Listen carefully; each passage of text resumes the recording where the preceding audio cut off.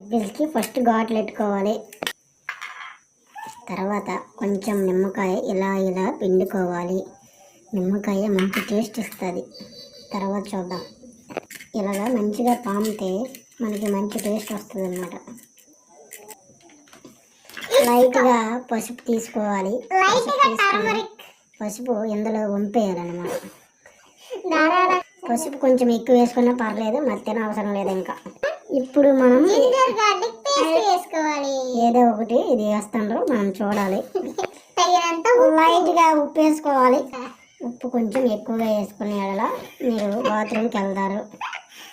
తర్వాత కొంచెం కారం. మెయిన్ ఇంపార్టెంట్ ఏంటంటే చికెన్ మసాలా వేయాలి, లేదంటే. తర్వాత కరివేపాకు వేసుకోవాలి. పుదీనా ఓకే,